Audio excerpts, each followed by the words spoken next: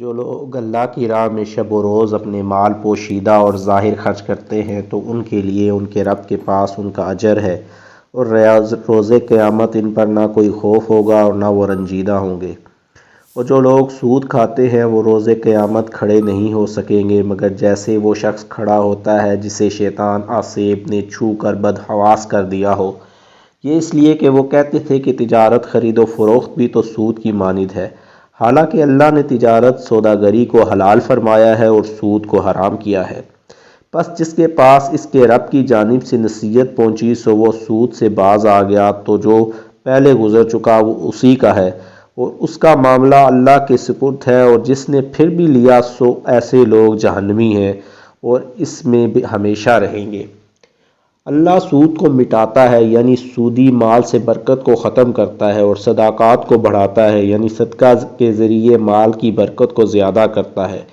اور اللہ کسی بھی ناسپاس نافرمان کو پسند نہیں کرتا۔ بے شک جو لوگ ایمان لائے اور انہوں نے نیک اعمال کیے اور نماز قائم رکھی اور زکوٰۃ دیتے رہے، ان کے لیے ان کے رب کے پاس اس کا اجر ہے،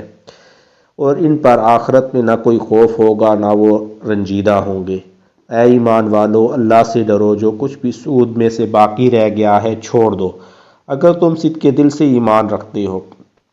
پھر اگر تم نے ایسا نہ کیا تو اللہ اور اس کے رسول صلی اللہ علیہ وآلہ وسلم کی طرف سے اعلان جنگ پر خبردار ہو جاؤ۔ اگر تم توبہ کر لو تو تمہارے لیے تمہارے اصل مال جائز ہیں، اور اس صورت میں نہ تم خود ظلم کرو گے اور نہ تم پر ظلم کیا جائے گا، اور اگر قرض دار تنگ دست ہو تو خوشحالی تک مہلت دی جانی چاہیے، اور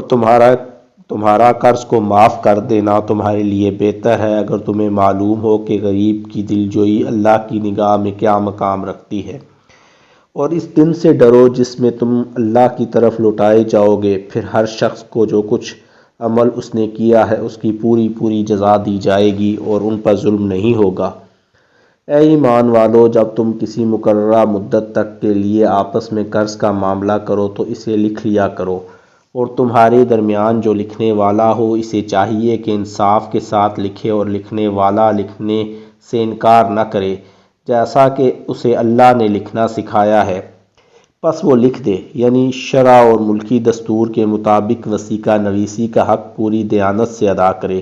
اور مضمون وہ شخص لکھوائے جس کے ذمہ حق یعنی قرض ہو، اور اسے چاہیے کہ اللہ سے ڈرے جو اس کا پروردگار ہے، اور اس زر قرض میں سے لکھواتے وقت کچھ بھی کمی نہ کرے۔ پھر اگر وہ شخص جس کے ذمہ حق واجب ہوا ہے نہ سمجھ یا ناتواں ہو تو یا خود مضمون لکھوانے کی صلاحیت نہ رکھتا ہو تو اس کے کارندے کو چاہیے کہ وہ انصاف کے ساتھ لکھوا دے،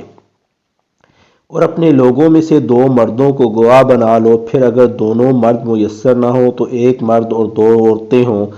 یہ ان لوگوں میں سے ہوں جنہیں تم گواہی کے لیے پسند کرتے ہو یعنی قابل اعتماد سمجھتے ہو،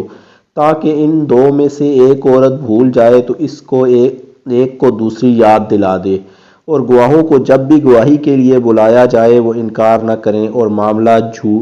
معاملہ چھوٹا ہو یا بڑا اسے اپنی میعاد تک لکھ رکھنے میں اکتایا نہ کرو۔ یہ تمہارا دستاویز تیار کر لینا اللہ کے نزدیک زیادہ قرین انصاف ہے اور گواہی کے لیے مضبوط تر، اور یہ اس کے بھی قریب تر ہے کہ تم شک میں مبتلا نہ ہو، سوائے اس کے کہ دست بدست ایسی تجارت ہو جس کا لین دین تم آپس میں کرتے رہتے ہو، تو تم پر اس کے نہ لکھنے کا کوئی گناہ نہیں، اور جب بھی آپس میں خرید و فروخت کرو تو گواہ بنا لیا کرو، اور نہ لکھنے والوں کو نقصان پہنچایا جائے اور نہ گواہ کو، اور اگر تم نے ایسا کیا تو یہ تمہاری حکم شکنی ہوگی۔ اور اللہ سے ڈرتے رہو، اور اللہ تمہیں معاملات کی تعلیم دیتا ہے، اور اللہ ہر چیز کا خوب جاننے والا ہے۔